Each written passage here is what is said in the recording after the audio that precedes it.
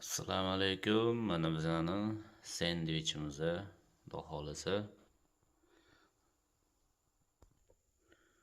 Sendvichimizni ko'rayotgan bo'lsanglar, birinchi qatlamimizni o'sha boshda qo'yganimiz vibra qatlami, keyingisi mana qizil qatlam lava bo'ladi va oxirgisi gipskardon boshidagi pokek edi. Xudo xolasa mana gipskardonni ham peynaga yopishtirganmiz.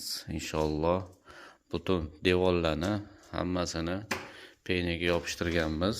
Xudo xolasa alhamdulillah mana